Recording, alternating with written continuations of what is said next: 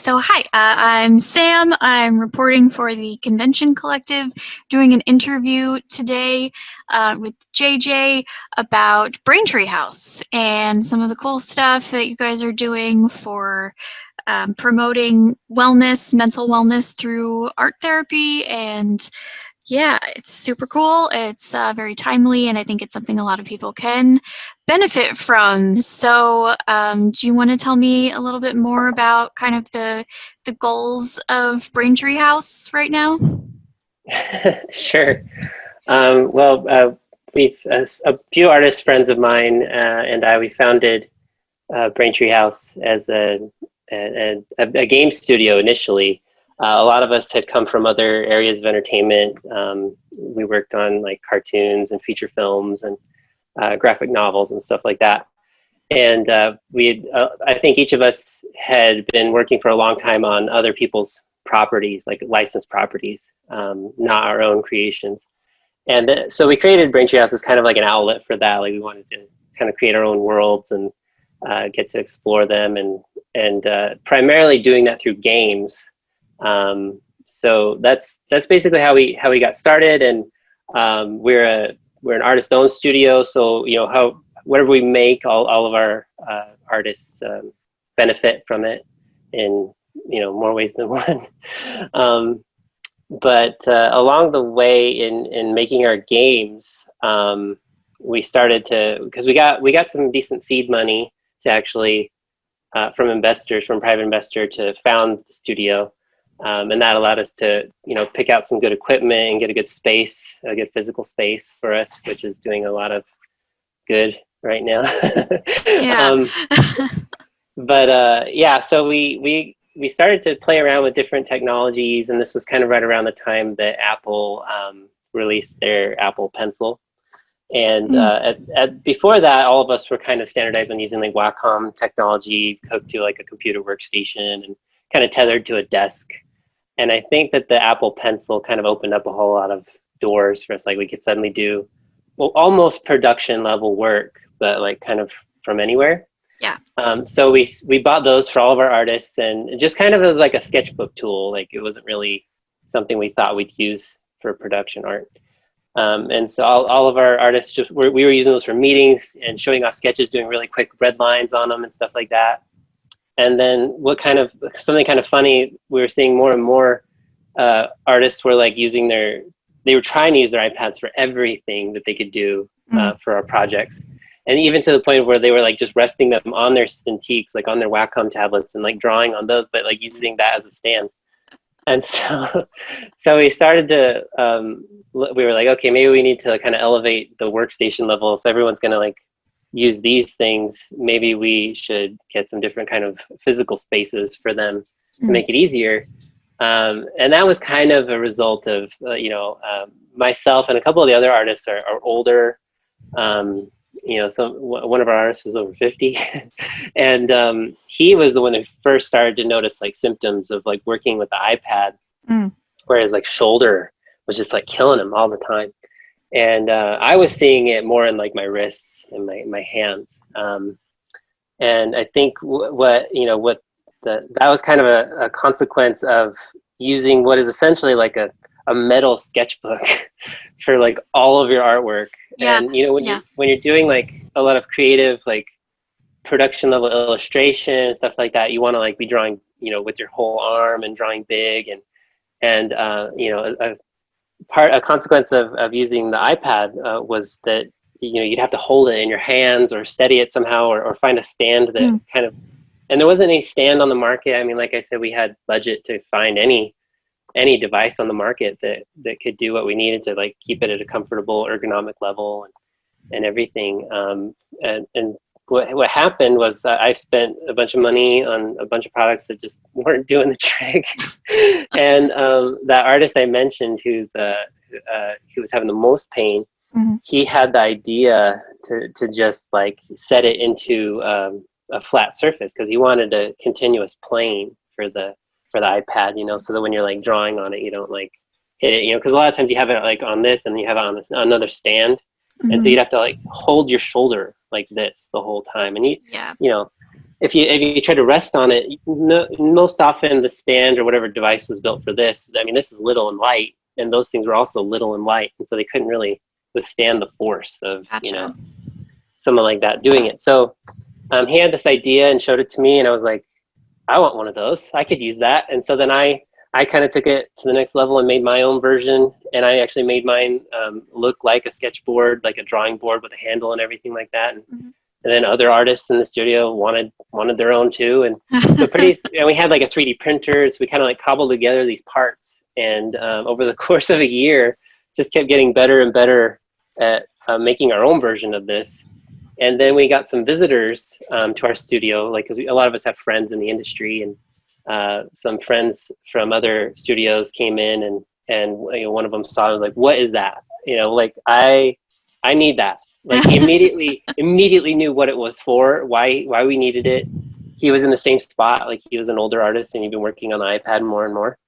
And so we let him take one of our, you know, made up prototypes, and he refused to give it back, and kept showering us with praise, and was like, when are you guys gonna make this a thing, like a real thing? And that kind of gave us the courage to actually like bring it to the world.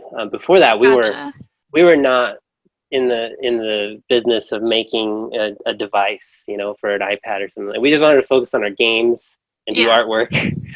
To make like a physical product seemed just mentally, you know, frustrating. So we, you know, that gave it, I think, a lot of little experiences like that gave us enough confidence to bring it to the world. And we showed it off online, and immediately got like, I think it was like 7,000 or 8,000 artists signed up like in 1 week for us to let them know when it's available for an order. So we were like, okay, yeah, people really want this thing. And so within a matter of like a few weeks, we put it on Kickstarter, because as you may know, I'm making a new thing like this, especially a product, is kind of an expensive ordeal. But yeah, so we ended up, I should show it to you. Like, I don't know. So this is the final version of what we've made. Okay, gotcha.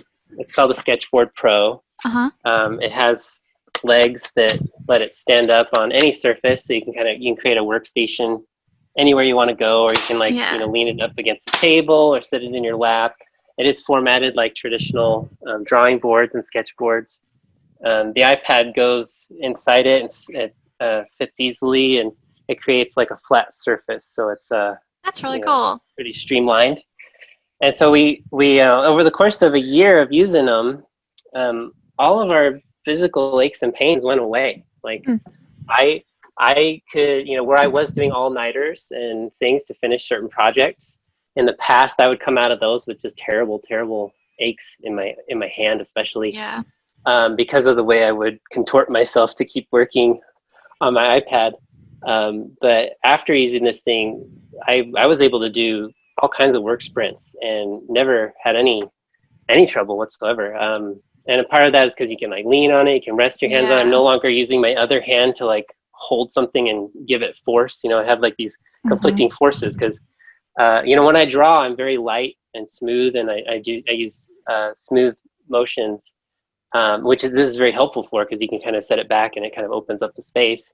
But then when I'm like coloring and inking and stuff, a lot of times I'll like want to get pressure out of the pencil. I'll push really hard. And I didn't realize until we, you know, started using these, that I would always, when I'm pushing really hard this way, I was holding my iPad and pushing back this way. And so it's like this conflicting force and adding tons of strain in my arm. I was like, oh my gosh, that's where all my pain was coming from this whole time. And so it's kind of cool because of its flexibility, and you know, you can use it on the couch, on the bed, at the table, on a work desk, on a standing desk. It kind of promotes healthier habits just by being what it is. You know, it's like sometimes it's like, oh, I can go work over on the table now. You know, I can go work on the couch. And so it's great for artists right now who are working in all kinds of spaces they probably haven't had to work in before, and need a portable workstation. That's the feedback that we're getting, is that people are looking forward to it to kind of elevate like a home workspace. And I think it's kind of it's a twofold thing. Like, it's a very physical thing, but there's also a really neat kind of psychological thing that happens with it when you put your device in there. To me anyway, and I've noticed the same thing with our artists. You're kind of like in workstation mode. Like you're not in like get distracted and browse the web and do other stuff mode. You're like, oh, I'm in art mode. I've just transformed this thing into a real art device, you know. And even though that it could always do that, I mean, we were already using it for that. It's just like now I'm less likely to go and like look up a vintage toy on eBay or something like that. Like I'm just like, okay, I'm gonna finish this project and then put it away, which is, I don't know, it's been a really neat thing. But yeah, all of our artists, especially Bill, who had the first idea to make one, he loves it. Like no physical pains anymore whatsoever. And I think that's been the most affirming, hopeful thing we have for like kind of bringing it to the world. I mean, we're artists and we have a lot of like sensitivity to creating evil. And it seems like making a big thing like this, there is like an evil to it where it's like, oh, how many resources were we using in the world? What's our carbon footprint like after this? Should we even introduce this big metal and plastic thing into the world? And we did that back and forth. That was something that we talked about a lot over that first year of prototyping. And eventually it became like, okay, after people saw it and gave us their own connection with it and their hope for what it could do for them, that kind of outweighed. It was like a balance. Like it outweighed, the good outweighed the bad. And we're like, yeah, it's a necessary thing for a lot of people, because it after you start using it, it's like, oh, this is what was missing. And it's kind of funny too, because any artist who like went to took art classes or drawing classes and recognizes the format, they immediately get it and they like connect with what it is, like what they're trying to do with it. So it's kind of funny. Like Braintreehouse, we started just to make games, and now we're kind of like off on this other journey a little bit to get this thing going, and we're helping artists, which is cool, because I mean that has been Braintree House's mission. That's certainly my mission with Braintree House is that I want to make games, but I also want to have a safe haven for artists. Like I want to bring, we make sure our artists are paid really well and what they deserve. We're trying to like elevate the table for artists, and that's been another neat thing to see, I think, in the pandemic, is that we're seeing a lot more appreciation for creatives, who can do this type of stuff at home or anywhere. You can draw and write and publish all from like your home. And so it's like, I think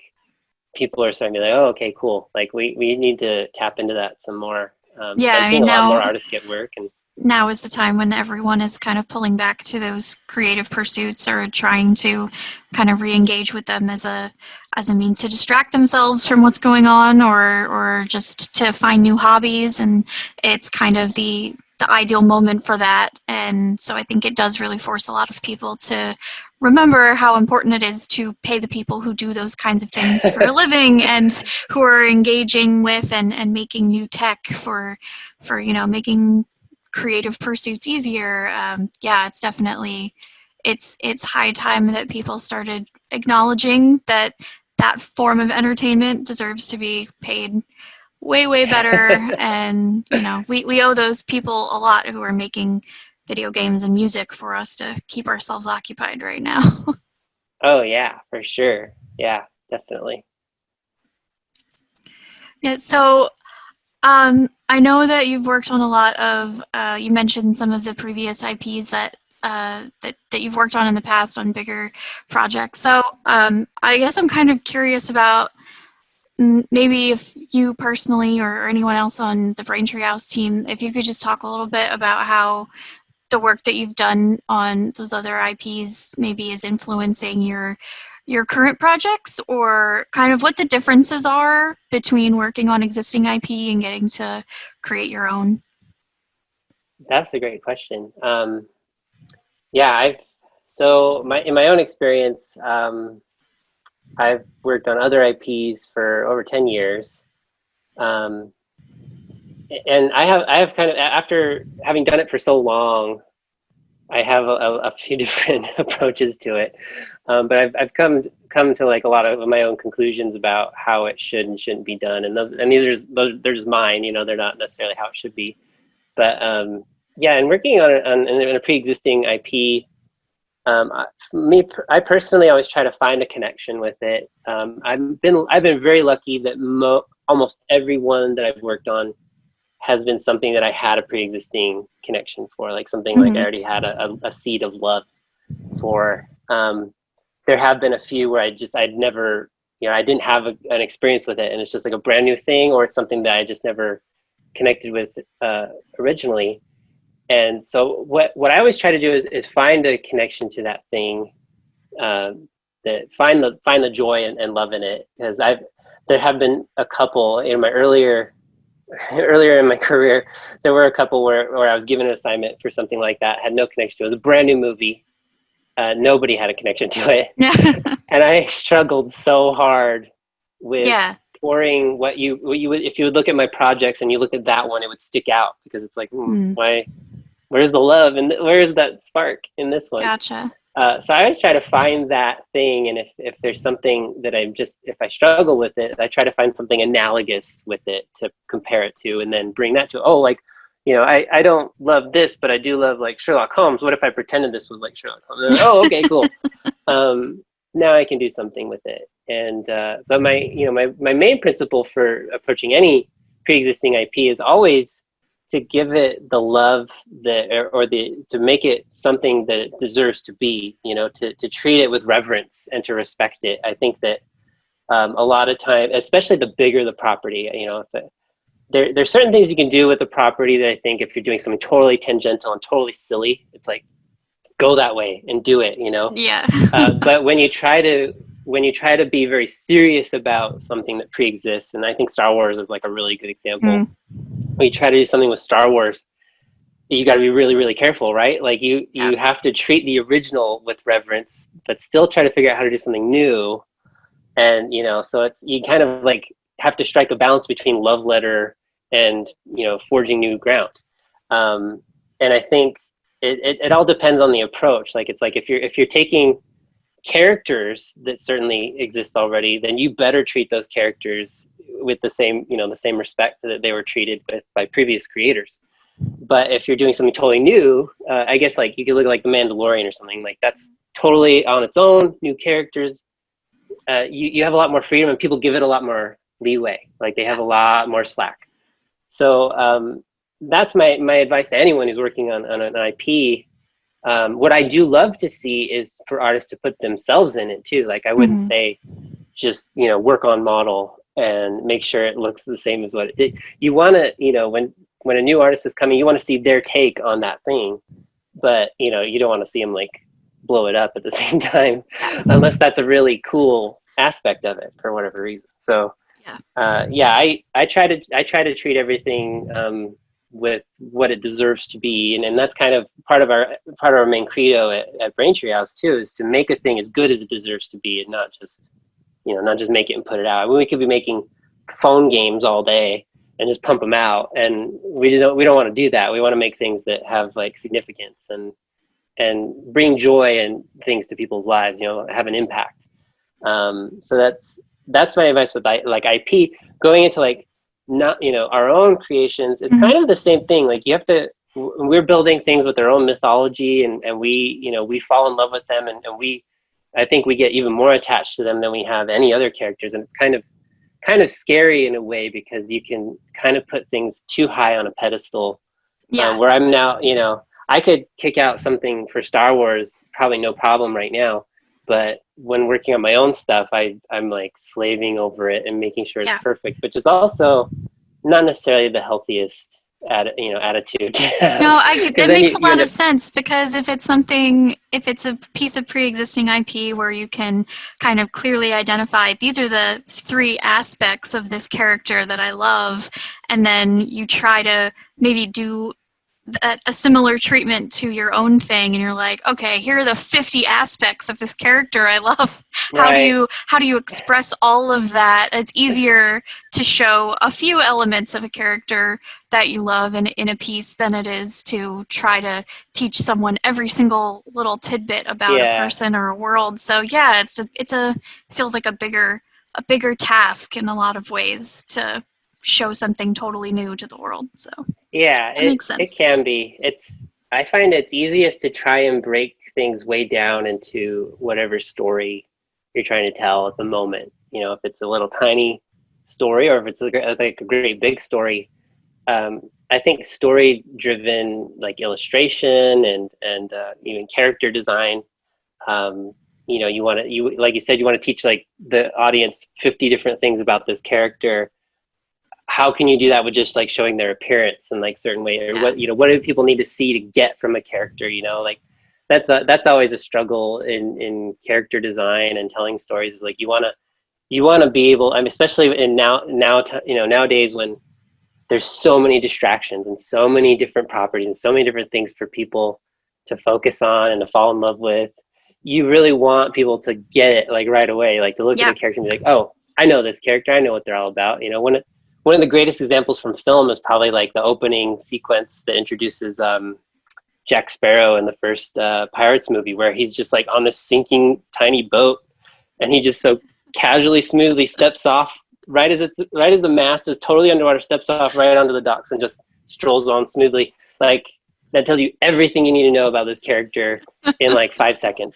Yep. So I mean, those are things that we try to approach with our characters. Like we always are reevaluating and you know it kind of stinks on one hand because you know you try to think about like, oh, well, you know, how's this going to be accepted by the world, you know, like what are they going to think of this, and you try not to think that way as an artist. You try to think like, well, I'm just trying to make myself happy first, like what do I want out of this, and that's probably like the best way to approach things is you're your own audience, and luckily there's probably many more people out there just like you who are going to like it too if you like it. So you know, it's an interesting thing. Yeah, I'm trying not to be precious with our own IPs, Yeah. but it's very difficult. I mean, I just did a key art poster for our video game that we're making, and I went through so many iterations. It's really fun. Like I do movie posters and posters for other properties all the time, professionally, and I just like knock them out. Like I'll just do it, and like usually it's like first shot, you know, hit the bullseye. I'm like great, but for this one, even I drew it up, and I was like, oh, this isn't working. There's Not something right. not right here. And I kept like tearing it down and going back and doing it again and again. And I'd show people, and I had the hardest time stepping away from myself because everyone I'd show it to be like, yeah, it looks great. And I'd be like, you're lying. Like, But it's it not right doesn't. yet. There's something wrong with this. I can't know what it is yet. There's something wrong. So, you know, it's difficult just not Yeah. being so protective of it.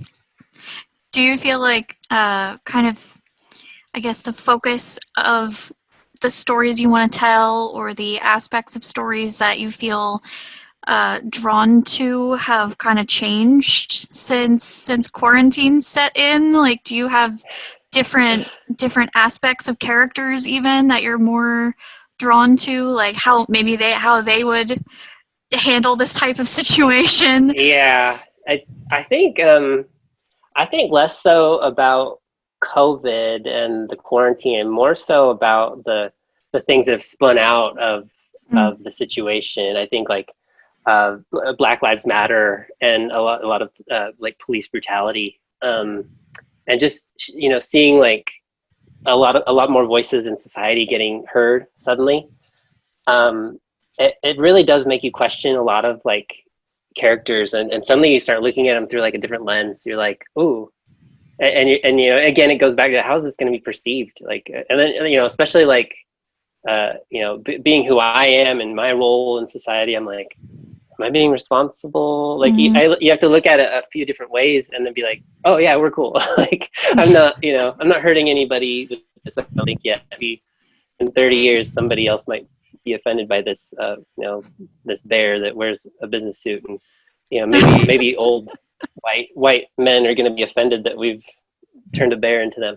But you know, there's things like that that you certainly look at, and as a storyteller, you know, I look at like it kind of reaffirms certain things because I've always believed that if you like with our main game, our main game is like, has like kind of an epic story.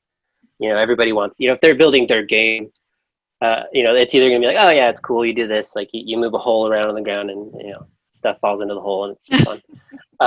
Or you have a hero on an epic quest and stuff like that. And I studied a lot of like Joseph Campbell in college and since then, and read all about like the hero's journey and studied that like crazy. And I do believe there is a mythology common to all humanity, like being human, about the hero's journey. I think the hero's journey isn't, a lot of people just go, oh yeah, like there's a villain and you want to conquer the villain. But I don't think a lot of people realize that like a hero's journey can be like an totally internal thing, and that like you're Darth Vader, or that your Voldemort is like something that's just you have trouble with, that is your monster, and that a lot of people resist that journey, like and for creatives especially, like creatives, in my own life, my blowing up the Death Star or whatever, it can be something like, oh, I could do that, but it's really scary because I would be, I don't know how it's going to be received, and I don't know, and so you compare that to a hero's quest, and you look around and you try to find like, who's my Han Solo, who's my Samwise, who's gonna go with me on this journey. And that's exactly what happened with Braintreehouse. I mean, Braintreehouse, we could have started a decade ago, and we actually did. Myself, one of the principal founders, we did start it up about almost 10 years ago, and I think there were a lot of those kinds of things that are like fears and demons, right? That like prevent you from just taking the leap and going for it. And as you get older, you get wiser, you get more skills, you get braver, and you decide, I'm going to go on this quest and I'm going to do this thing. And I think everybody has their own, and so looking at and society, I think, has a hero's journey. It's like, is America going to be a hero in the end, or are we going to be a villain, right? Like, what is that like? And it's a very complicated thing, but I think the best we can do as storytellers is to try and create something that helps people identify with it, and it kind of serves as like an undercurrent. I mean, you could, whether you're getting it from like The Matrix, or a Tolkien book, or The Bourne Identity, wherever you get matters. This, it does. And so trying to just, I think, tell a story that you connect with and is compelling to you has just been kind of like reaffirmed by society and the way things are. And at the same time, society really, really needs ridiculous, silly stuff that doesn't have an agenda, and it's like totally fun. And I think that's super important too. And we throw a lot of that into even though we have a core in our game. I mean, I can use our game because I'm living in our game for months now. But our game is a good example because it has a core storyline that's very epic, but then we have all kinds of like really ridiculous, silly stuff that happens along the way. And we totally need that, like, worse than ever. I'm so glad that things like Animaniacs are coming back. Like, that's super exciting because it's like, oh, good, Animaniacs. I can be like a kid again and just watch this. So unfortunately, our time is up. Oh, I'm sorry. Chatting so much. You're totally fine. No, I feel like, we could keep blabbing for hours and dig into all kinds of cool topics. But I really enjoyed chatting with you, and we'll definitely get some more info from you guys on what's important to Braintreehouse and what kinds of things we could help you promote in the future, and get everything kind of wrapped up in a nice article for the site. And thanks so much. We'll get stuff posted. But if there's anything else major in terms of release dates or any other important upcoming events you have going on, just feel free to shoot those over in an email, and we can include all that with the video from the interview. But Yeah, this was really fun. Sorry, I could talk about pop culture all day. Yeah.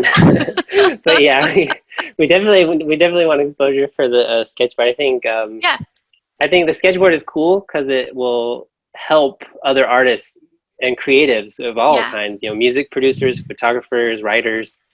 It's going to help them make more art, and Yep. then that helps the world. And so I think it's kind of a cyclical thing, you know. It's a Whereas huge boon for accessibility for a lot of people too.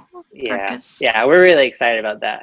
yeah. I could have talked about all avenues of that, but yeah, I'm sure we'll No, we send you touched on a lot of some good different info. And interesting things, so this is really fun.